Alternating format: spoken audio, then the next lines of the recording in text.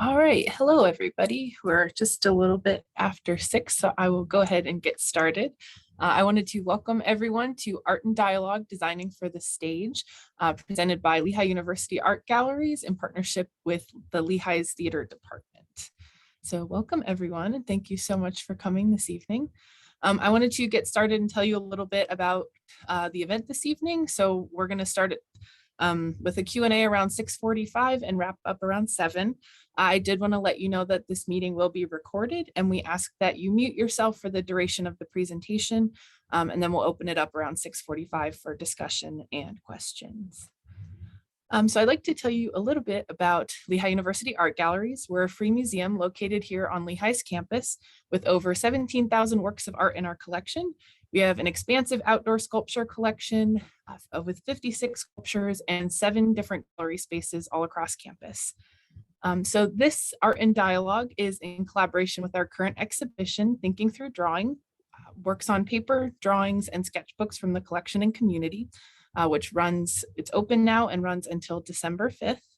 We have our opening reception on October 1st, which is this Friday. And Erica Hoelscher, one of our presenters this evening, has work in our exhibition, Thinking Through Drawing. We have a couple gallery shots here of the exhibition, and this show represents many forms and functions of drawing, exploring examples from the museum collection and the community. There's a wide range of artwork from our collection, as well as faculty, student, and community submissions. In connection with this exhibition, we also have an exhibition on the South Bethlehem Greenway, which explores examples from the museum collection and submissions from artists in the community through reproductions that pair works together. Again, the opening reception for this exhibition and the ribbon cutting for South Bethlehem Greenway will be held this Friday from 6 to 8 p.m. You can find all the information about our opening reception, as well as more on other exhibitions and programs on our website at lueg.org.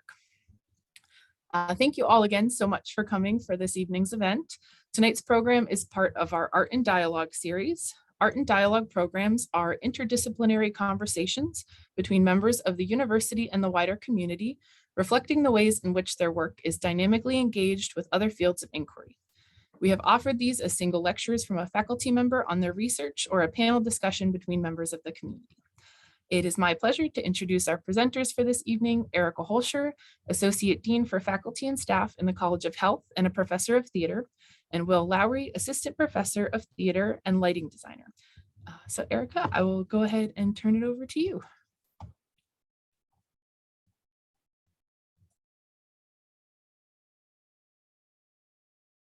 Sorry, I think you're on mute, Erica.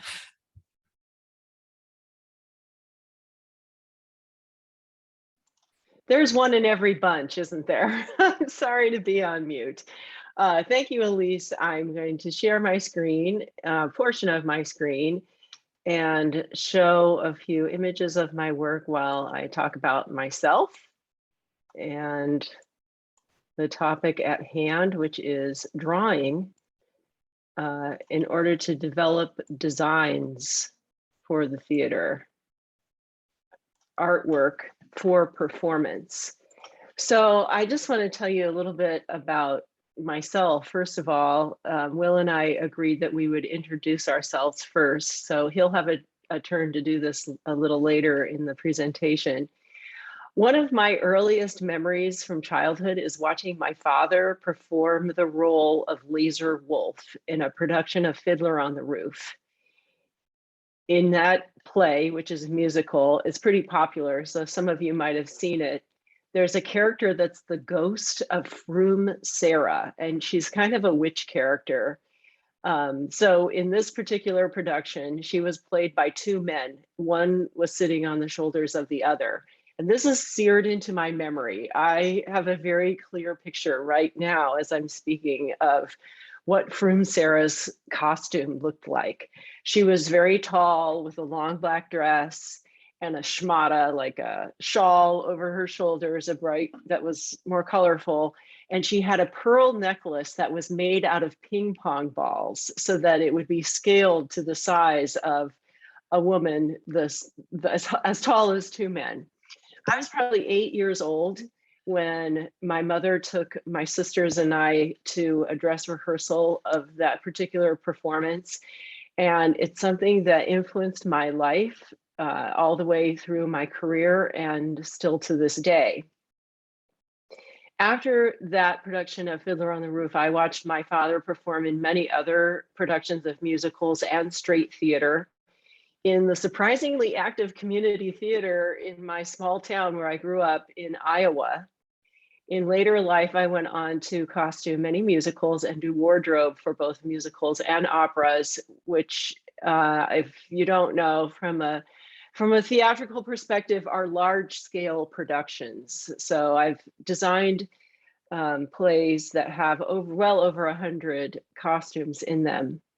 And around that same time, when I was young, maybe starting when I was about 10 years old, my mother taught me how to sew, which was pretty common for someone, a woman of my era.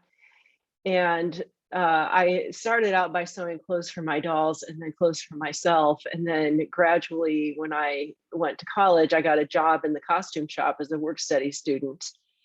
And after that, I moved to Chicago, Illinois. But back when she first taught me how to sew, I have another very distinct memory of making myself a corset after I had watched the film Gone with the Wind, where there's the scene in which the enslaved servant is tightening the corset of her mistress.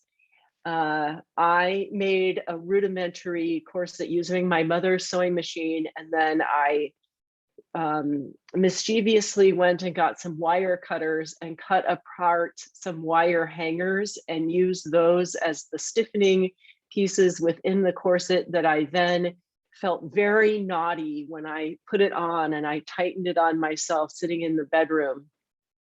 And that was kind of the birth of my interest in costuming, costume design, theater, and I was fully infected at that point in time. So once I had moved to Chicago for graduate school, I worked in many costume shops there. I also worked in the fashion industry while I attended grad school and shortly afterward. And then I moved to Bethlehem and came to Lehigh in 1995. And I think the last time I counted, I've designed around 90 shows since then. So what we're looking at now is just a collection of some drawings that I refer to as thumbnails. These are sketches that I make in response to a prompt. Usually it's a theater script that I'm reading, but it could be a poem, it could be another work of art, it could be a person or any kind of story. It really can be anything that is inspiring to me. And what I'm looking for in creating these thumbnails is a kind of automatic drawing. I want to allow the emotional response, the intellectual response, the artistic response to freely flow from my mind, through my body, through my hands, through the technological tool of the pencil or the charcoal or whatever I'm using to create the drawing without censorship. So this is a kind of a difficult thing to do, although it's easy for everyone when we're in kindergarten. We quickly get told that the sky is not green and corrected to do things the right way, which is a shame, because then we have to battle and train ourselves to undo that learning so that we can tap into this kind of fundamental knowledge that we all have about responding to an inspiring piece of motivation. So my goal when doing this is to try to find not only the beauty of a moment or a stimulus, but also what I'm going to refer to as the ugliness, because I feel like those two things have to work in concert with each other. They are interdependent upon one another. You cannot have what is beautiful unless you have the opposite. And as an expeditious means, I'm going to use the word ugliness to describe that. I don't mean the kind of ugliness that ruins people's lives and, causes terror and death and that kind of, to that degree. I think I'm talking about a kind of balance or tension that opens up the imagination, that causes us to think, so that beauty and what is relevant is a constellation of experiences. And some of these thoughts I'm getting from my favorite art critic, a Japanese Buddhist scholar by the name of Soetsu.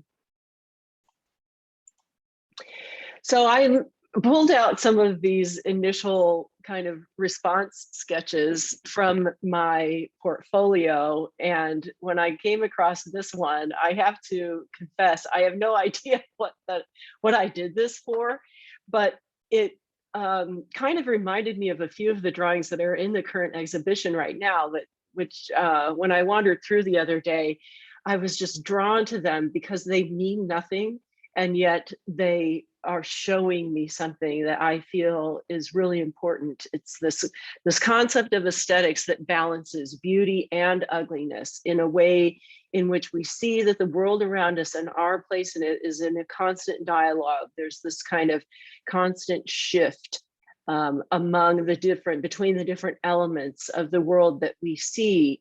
And they both symbolize everything and nothing at the same time. My premise here, this philosophy I'm trying to impart, kind of explains why my favorite genre of theater right now is absurdism.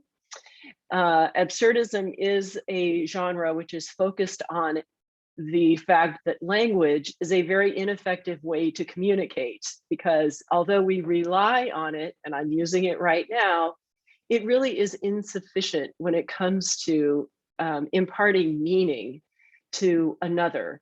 And drawing just helps to amplify that meaning, even when it is something as kind of vague or, I don't know, symbolic as what you're seeing here.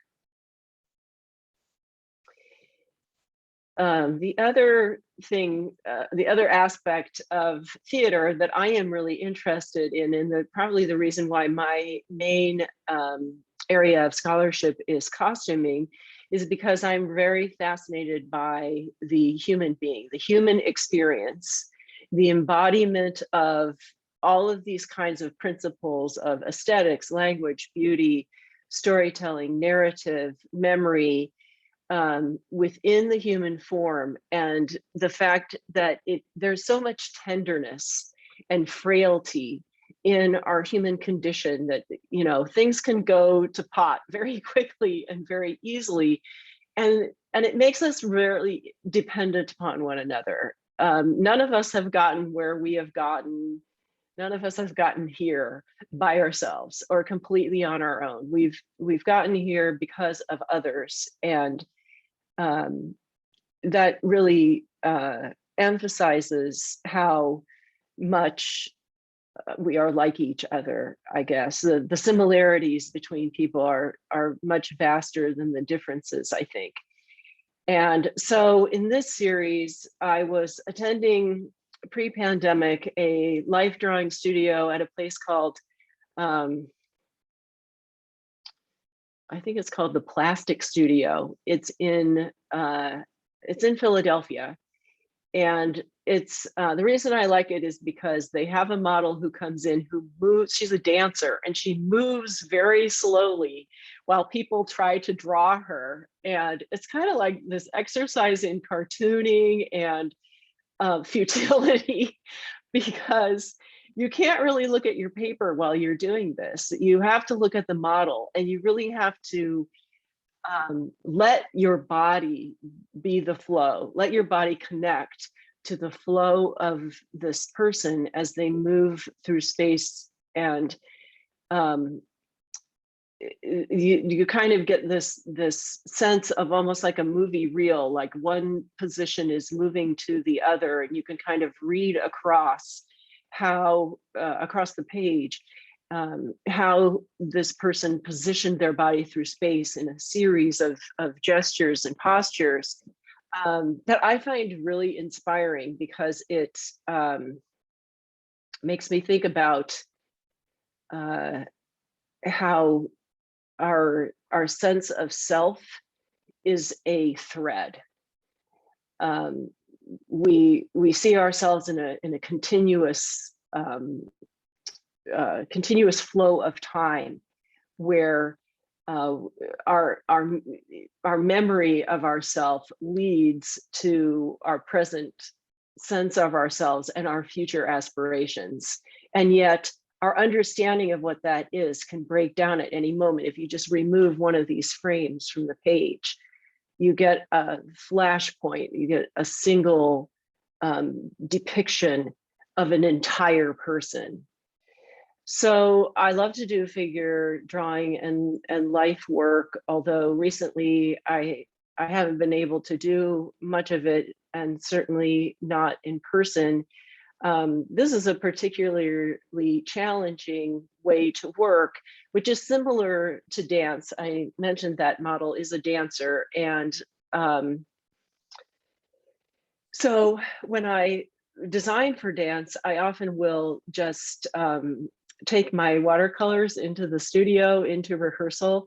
And what I focus on first is the body in movement, trying to capture gesture and excitement and energy, the energy of the body, and the actual like muscles that create these different postures and gestures. But then it kind of crumbles when you realize that sometimes the characters in your play are birds. And all of this is sort of adding up to a kind of experimentation with the source. I want to feel what that thing is. I want to experience it in a very rudimentary form where I'm not making any judgments. I'm not really having thoughts. I'm actually trying to shut my mind up so that I can just be a conduit, just be a way of understanding and showing the flow of what I see. You'll see on the right where I'm now in the second step, or when the clothes go on, I'm giving it a little bit more of an interpretive quality. So there does come a time where after this exploration of unknowing has happened, that the designer starts to make decisions that ultimately will result in a kind of finished concept. I love to inspire or encourage beginning designers, and my students especially, to not get to this point too fast.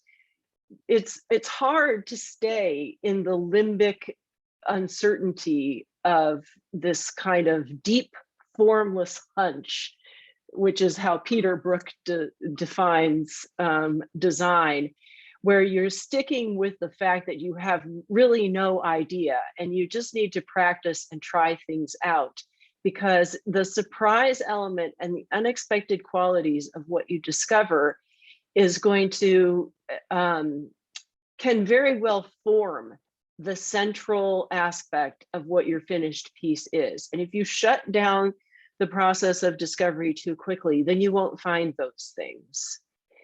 I'm particularly interested in, as a costume designer, in historic costuming, historic clothing and adornment and garments, ideals of beauty, concepts of the human form, because I certainly accept the fact that history is a perspective and a construct.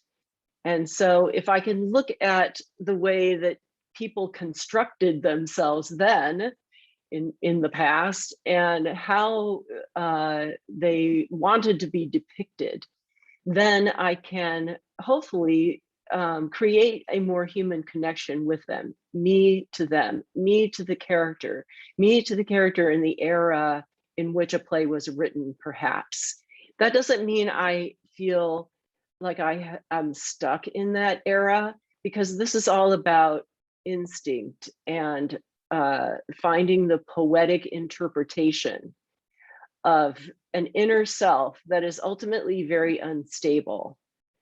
Even though I kind of described this past, present, and future flow, we all recognize anytime you look at a photograph of when you were a child, you realize, I thought my grandmother's house was 5 times bigger than that. Why is it so small? Or you look at a photograph and think, I remember those toys, but what is this day? Like, what are we doing here? What does this represent? Everything is contextual, and everything has multiple frames of reference. And so when you design a play, like any Shakespearean play, there are multiple different ways that problem can be solved from a design standpoint and from a drawing standpoint, because there are innumerable solutions. There are innumerable arithmetic models and design outcomes that can be derived with the combination of input from the script and from this kind of magical inspiration and research. So these are some final renderings of taken from the sketches I was just showing you. I'm going to speed up a little bit because I'm using more of my time than I should. So a couple more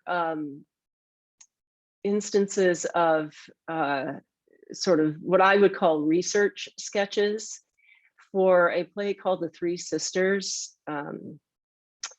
that is by a Russian playwright and has to do with women, 3 sisters, their relationships to each other. And again, this concept of embodiment. I often will try to deconstruct historical forms within my initial kind of thumbnail sketches or thumbnail drawings as a way to familiarize my hand with what is it like to draw that, so that I can then deconstruct it even more, finding more of the unexpected qualities of that era in conjunction with this one. I can never let go of the here and now, because that's where I exist. When I'm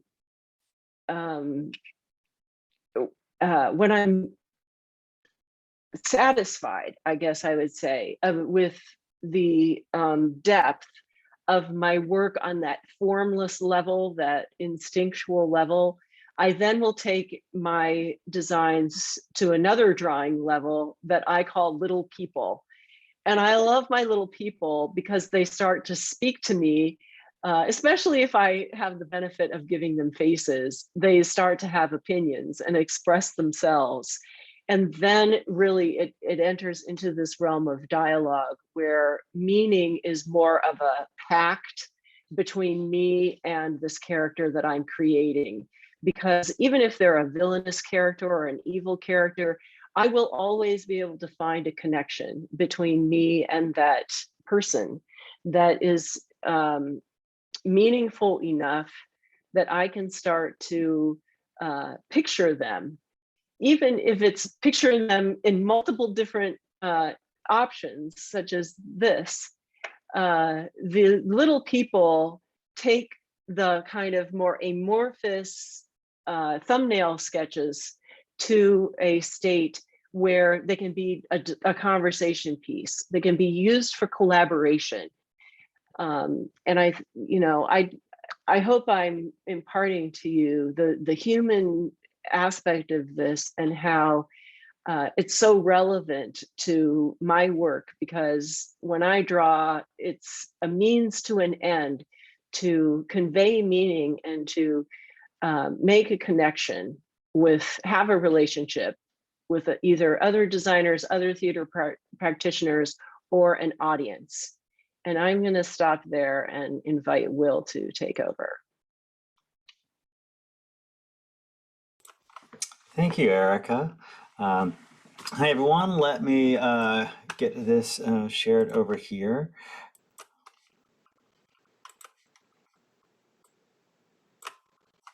So hopefully that is visible. Someone please let me know if it is not. I'm trying to double monitor setup here. Hi, my name is Will Lowry, he, him, his. I'm a professor of theater and I'm a scenographer here at Lehigh. So I do scenery, scenic design, costume design, and lighting design. I'm also a creative partner with Flux Theatre Ensemble in New York, and I've designed up and down the Eastern Seaboard. As we're thinking about this, Erica mentioned some of her background there, and reflecting upon mine, it's sometimes the steps that you don't realize gets to where your style manifests. So I know that when I think back to mine, I realize now in hindsight that it comes from a few early things that I did not treasure when I had the opportunity. And because I've never really been able to have any art classes since 6th grade. But what I had is I had support and opportunity. And that goes so far. And what I mean by that is, on one hand, I didn't realize how lucky I was growing up, but I had teachers who let me just doodle in classes. And that sounds like minor, but I was just able to doodle in margins constantly. And so much of my familiarity comes from that on one end. And then also I was fortunate enough to have, we had a desktop computer growing up, and which is pretty commonplace nowadays. But I was playing with KidPix on our Macintosh in 1992, starting to play in digital realms there. And both of those ended up being the foundation of where how I draw and communicate today. Because as a designer, when I first started designing in college, it was all about problem solving. I was trying to approach it very analytically, and I still do that a bit, I'll admit. But it took some work to get away to something more exploratory. And my scene design professor had us do some early projects where we had to present multiple designs of a show. And this being one of my first design projects, I've never really broken free of that. And it's a great thing, I think. So I use sketching as a way to not just have a compass, but build the compass with the team to present multiple options and try to figure out where are we going with this work. And by presenting multiple things, I can, I'm not just saying well, here's my interpretation. There's so many options. I'm excited by all of these. Let's figure out where we're going to go together. And as I've gotten older and more comfortable with it, my sketching has allowed me to get to a place where I can brainstorm more fluidly in some earlier phases where I'm fully detached from the problem solving I was so affixed to in my youth, where I can let something more gestural come out that's still, and then know that I can get to the problem solving later. So I'm going to walk through a few productions so we can kind of see what this means. Prior to Prejudice, scene design here at the Warehouse Theater. It's Jane Austen's classic thing. It's the battle of the internal desires of nature trying to burst through with the external sort of thing, pressures forcing itself upon us. And these are some of my first sketches for it. I really like doing my first sketches on yellow legal pad. It's a habit I picked up in grad school because it means they're not real. I do them on yellow legal pad. I can't get precious with them. They can't mean something too much. Hey, this is just a doodle. It's low pressure to directors. It's low pressure to me. It puts something already on the page, so I'm not staring at a blank piece of paper, which is frankly a bit terrifying. So I really like to start sketches. It's not even a white legal pad, right? It starts off something that's pretty unforgiving to do anything, but just start thinking about where you're going to go. You can see even with these, ignore the numbers. That is not the order I drew them. That's the order I decided I would sketch them later. They get more finished as they go on because as I was sketching, I just started feeling what does this feel like? And you can see with these first ones, that's really where it is starting up there, is I'm just trying to get a sense of, let me feel this out, feel the composition of the space. And as it kept going, of course, I'm thinking of other ideas as I'm sketching. So they do get a little bit more formalized as they go on. This, I actually rarely showed this part to the directors anymore. This is me trying to figure out what am I going to pitch. So I would do something like this just to generate ideas. And some of them end up very similar to the others end up wild ideas, but then I'll do a pass where then I start trying to do formal sketches. And each of these is probably about, this big, about half a page. I usually do 2 per page. So these take some of those same ideas. Now I'm just, usually I'll rough it in with some pencil, try to guess some of my perspective in there, and then I'll go over with a little bit of ink on top if I'm feeling fancy that day, and then just throw notes all over. Because now we can start having a conversation. Is this the show that you think it is? Is this one? And this doesn't have to solve each problem. I'll even say, like, I don't know how this deals with this moment. This one doesn't actually address it. Or there may be one that says, like, this is specifically built for this one moment. We'll have to figure out how it works for the rest of the show. And I try to have that open conversation and let these renderings kind of speak for themselves and see what the director and the rest of the production team are drawn for. So I tend to do 6 to 12 for a production, which is perhaps a lot, but it allows me to go places. These 4 I picked here because all 4 of these ended up factoring into the next approach. This one here in the upper left, the walls here with the empty frames and the foliage on the back side of that is what created the basis of it. We really like the raised stage from down here. So I turn it into a buffet. I basically like, here's my sketches, get your plate. It's $4.99, all you can eat, just pile on. We would put this stage on here. We want the branches from over here. Cool, we'll pile that on here. We'll pile the wall in from over there. Great. So this bottom one was when we're like, ooh, do we want this? So these then go to a little more formalized space. So you can see where I've combined those 3 ideas. The branches now break through this way instead of above because it didn't work with that to go the other way. And once we saw both of these, this is now, these were ink that were then scanned in, and then I just added some real quick digital shading to it so we can get a better idea of what we're talking about. This let us kind of isolate, yeah, it's this first one. From there, because I like to show the full through line, I then take it into something like SketchUp. So this is the 3D render that I ended up doing based off that sketch. I'll draft it all out, apply the textures, do something like this, which then leads to the final result right there. But you can see where it came from. I gave this image to Stacy. We're like, the little kernel of it is in that first legal pad drawing. It was one of those things in there that slowly got translated through until it got to the finished result. And so I'm going to show examples of several of these.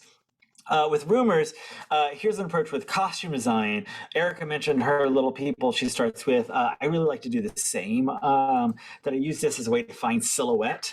Now, with rumors, it's an 80s comedy, lots of formal wear, it's a farce. Men's formal wear, not that interesting overall, I would say. I mean, if you're talking Billy Porter can do some amazing things because he's like defying convention. But if you're just talking like, we've got tuxedos, some simple stuff for the men, playing with silhouettes. But like this one's a vest, this one's suspenders. But the women gives a lot more options. I can say like, oh, this one's going to play much more with arm silhouettes. This one's going to play much more with draping over the silhouette for like a cookie down there, or asymmetry for Cassie.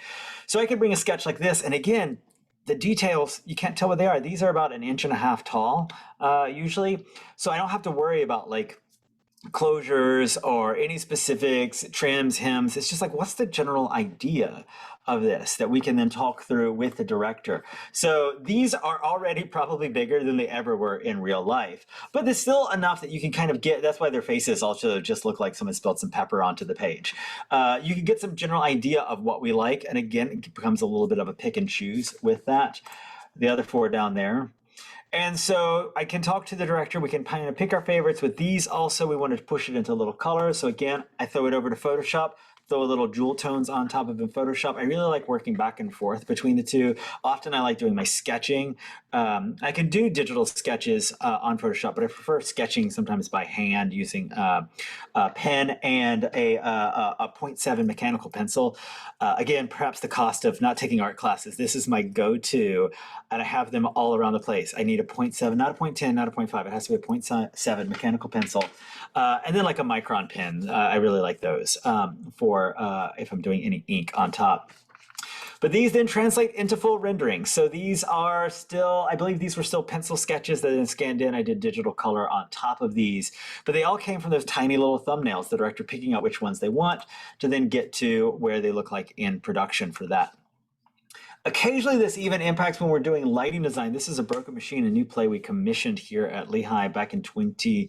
19, and it's a play about the world burning down, so relevant, topical. And in this play, we start off in this small cottage shack, actually a shack, as we find out these fires are approaching. We hear about this from a anthropomorphic fox that is specifically not supposed to look like a fox at all, but is a fox. And the fires are approaching. And we have the first third of the play in this shack, this closed-in little area in the middle of the forest. The second part is the characters running through the forests, trying to seek cover, trying to seek shelter. And the third part is them at the shoreline, spoilers, where the fire has reached them and their end is nigh.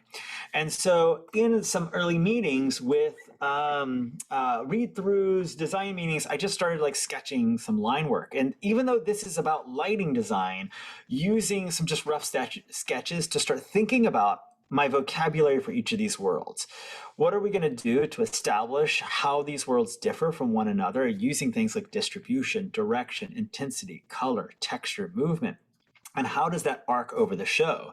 And we're really looking at exposure with a lot of this. In this first sketch, I've got these two cones about representing directionality. It will just come in from 2 points, pick it in hard. I hadn't really figured out I was going to do a hard line on the ground, but I knew I wanted textures all around this. So we had this clutter all around and centralized space.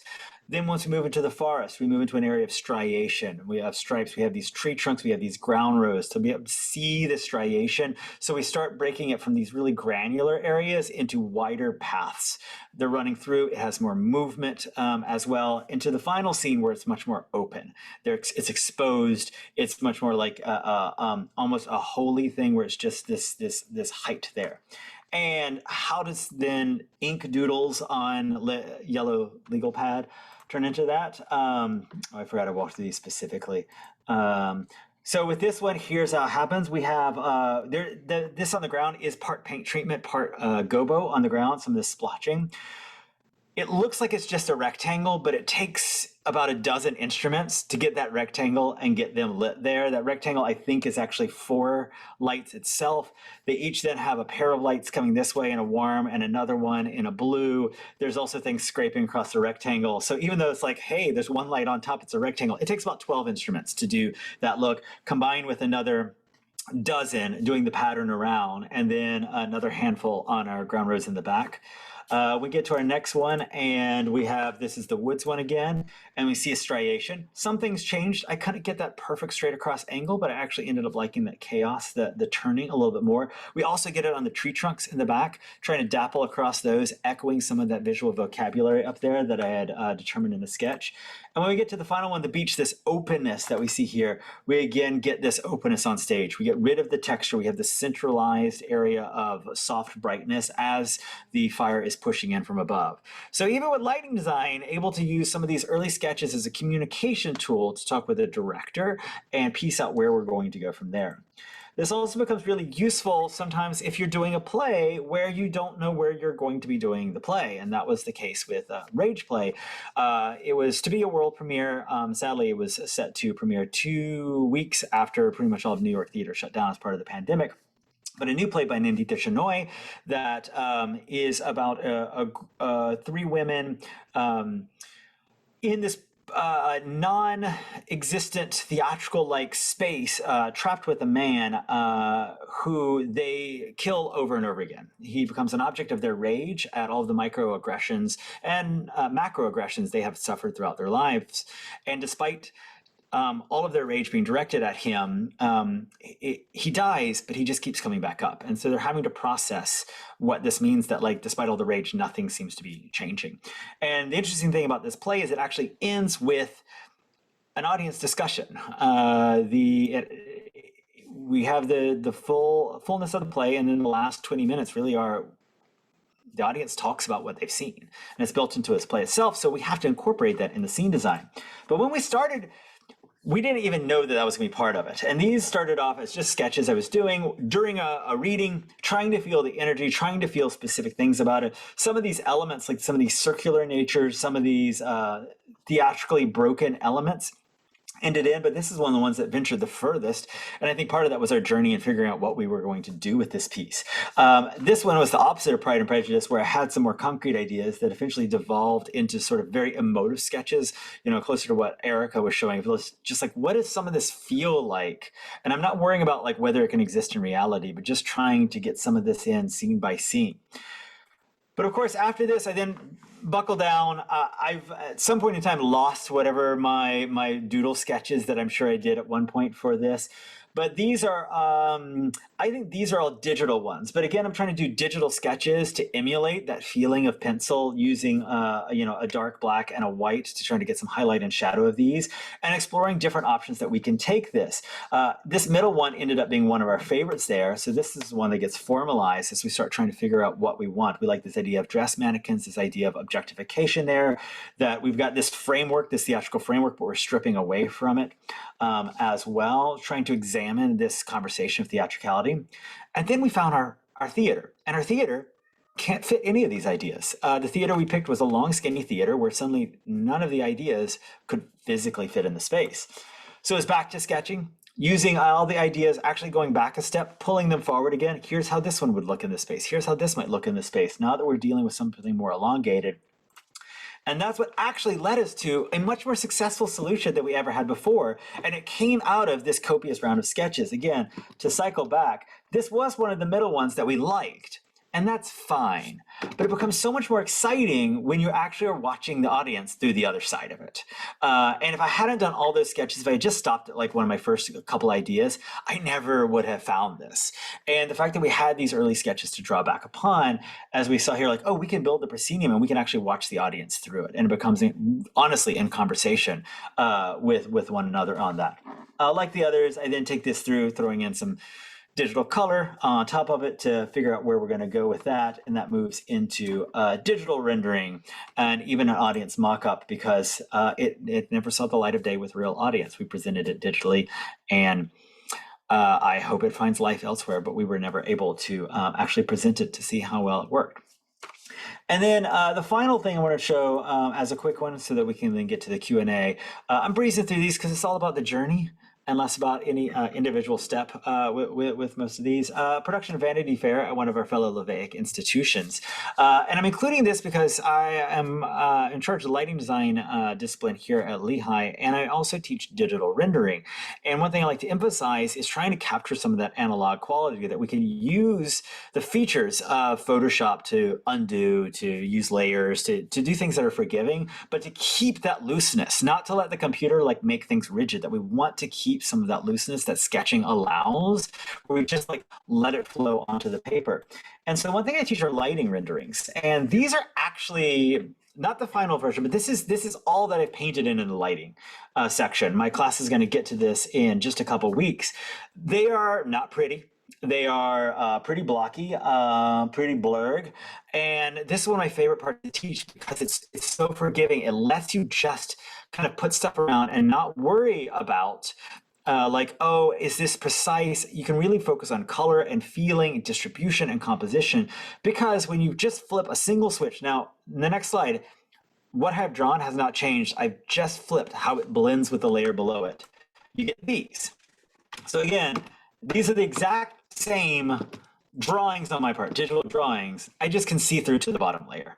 And so it's a very forgiving style that actually captures some of the nature of drawing, where you can keep that fresh and loose. And then you can see how that then translates into final production. So again, having something with that loose hand as a gestural approach, to be able to have a topic of conversation, to be able to collaborate with your production team to generate ideas. And that early conceit I said, it's like building the compass. We don't even know where we're going. We can't even do a compass because we're not sure we're going to go north. So we need to actually build the way that we figure out how to go forward. And it allows the rest of the design disciplines and all of these to be more in conversation with what I'm doing. So it ends up being a way that I just get really enthusiastic about, because it means everyone really has buy-in, and then everyone is excited about the direction that we are taking. And that's all in part to just being able to have these really generative, widespread sketching sessions that start off the process. And I believe that's all I have for that.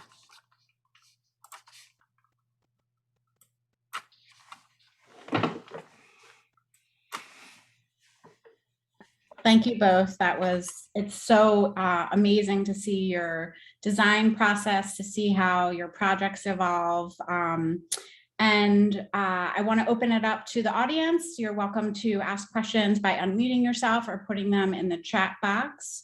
And since there aren't any there now, I'll start off by asking you both, Will and Erica, can you talk a little bit about the collaborative process? I imagine that it's challenging to have a lot of designers in the same room with a lot of ideas and, you know, different roles within kind of the theater department or the show that you're putting on. And how can you talk a little bit about that collaborative process? How do you get everyone to be on the same page? You know, you talked about that ownership and that buy-in from everyone that's a part of that. How do you facilitate that as you're working on a show?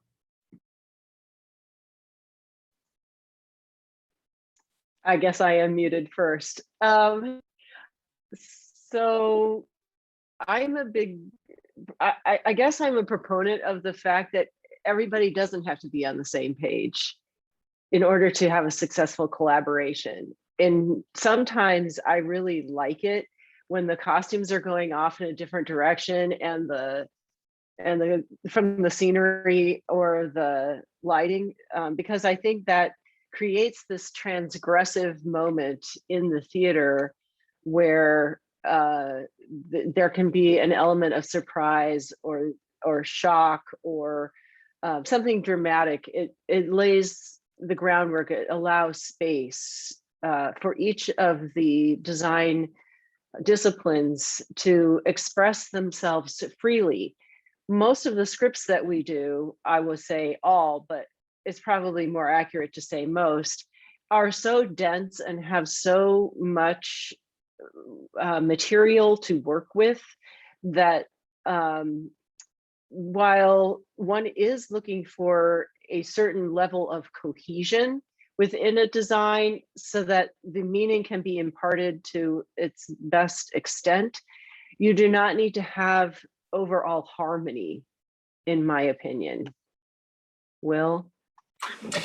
No, I would agree. I think, you know, there are definitely shows where everything is incredibly unified, but there's which can be very gorgeous, but it has such an inherent feeling of control about it that automatically stylizes it to some extent. And so I like a place where the design elements are in conversation with each other, but as Erica said, you know, there are these sort of like off steps from one another so that it feels more alive in many ways. And then it also allows for the moments where they do synergize all together to really sing out on top. I'm always looking for those moments, like where are those moments that we can build to, that we hit those singular moments of transformation where we can then get everybody in concert about that.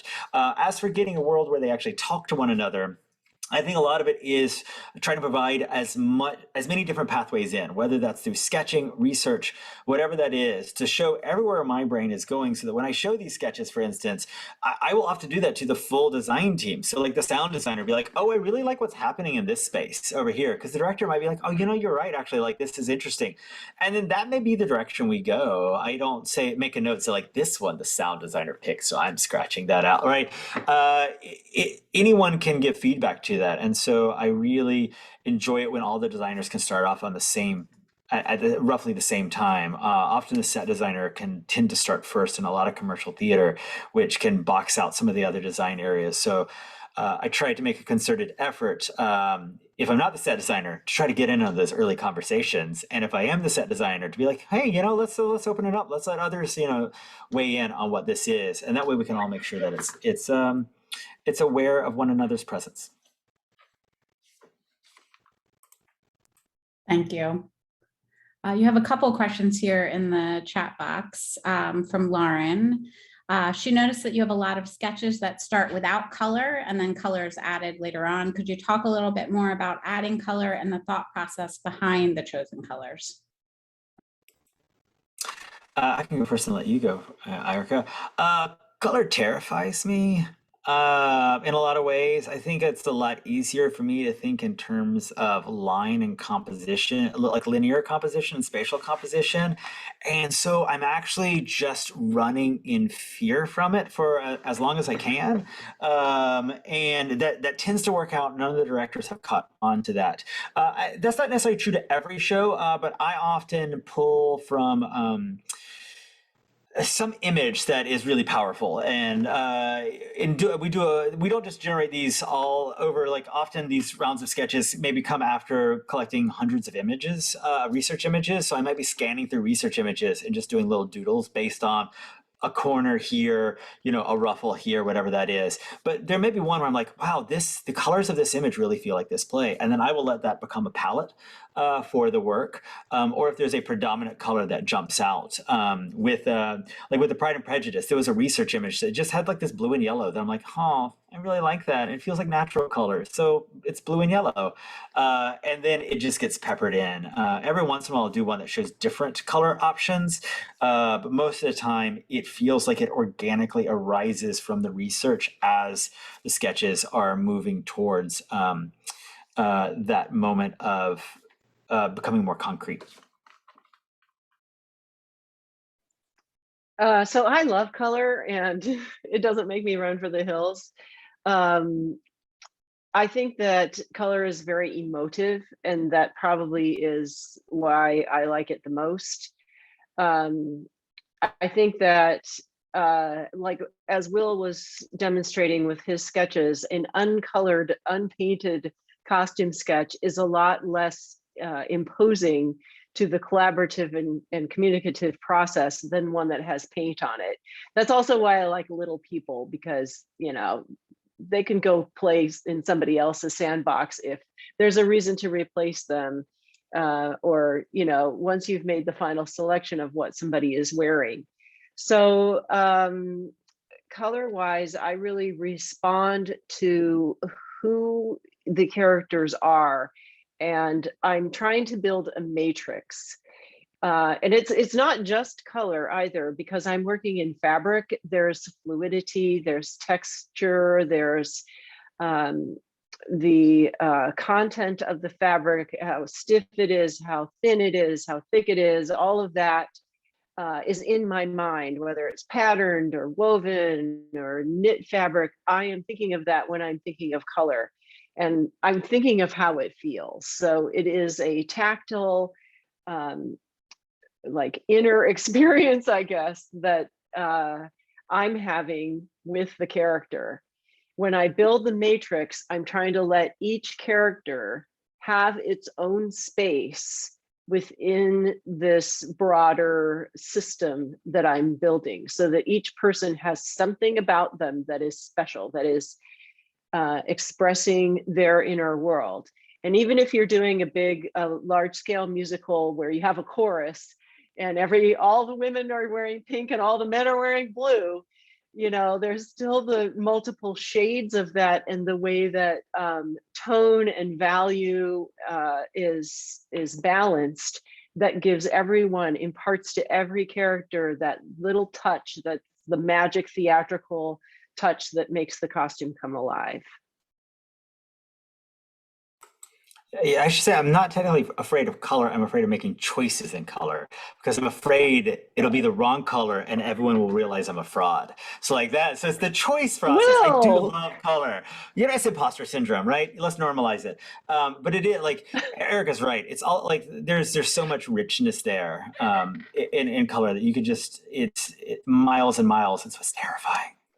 Having designed a few sets, I know that set designers work with a lot less color than costume designers do. There's just a lot more color in clothes than there is in an environment, generally speaking. That's true. Yeah, I would agree with that. I see Matthew's question about how much of the set designs are rendered digitally prior to building. Is being skilled in digital design imperative in this day and age? Short answer, no, but maybe. In which I mean, like, it's not imperative. I do it because I love computers. I was a computer science major. I get flow sometimes by doodling, and sometimes by just sitting there in SketchUp and like modeling things out and putting things on there. So like it is a process that, as much as it feels like it's on the computer, like it fuels my creativity and I make discoveries that way. It's like using modeling clay with forgiveness. I think if you are a fantastic model maker, that also wows people and you can compete with that. If you're a fantastic renderer, that wows people and compete. And if you're just a phenomenal designer and you can get the idea out well enough and however that is, that's going to wow people with the production shots. I think if you're talking on a route that wants to work with like go the route of assisting and associates with bigger designers, I think it's more and more common. If you follow some designers on Instagram, I see a lot are doing more and more visualization in SketchUp in particular as a way to quickly visualize and perhaps more economically visualize than using a model. Though I would not say it has replaced it, and I would not say it's 100% necessary if you prefer more tactile ways. And I think that's generally mostly true of scenery and lighting, and costumes is lagging behind. Yeah. I think many more. I think we're starting to see more digital rendering in costumes. Like it's rising up, but because like with lighting and scenery, it just translates into the drafting. Whereas like a digital rendering to costume doesn't suddenly give you your draper, your pattern. Like once they do that, then everyone's gonna just knock down the door. But I don't see how that's happening anytime soon. But I think with scenery, the fact that you can build that and then you're halfway to your drafting, like why would you? You know, it's a huge incentive to try that way.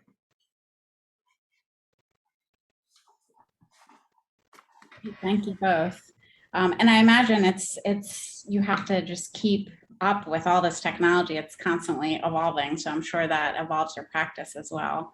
So great questions. Oh, sorry, go ahead. I'm actually seeing more and more renderings using like Unreal 4 and like game engines. That's what I'm seeing now. So like that's what I'm hoping to start investigating over the Christmas break is they'll do the modeling, they'll import it into video game engines. They can do like dynamic lighting and fog and movement and stuff like that and export those scenic renderings.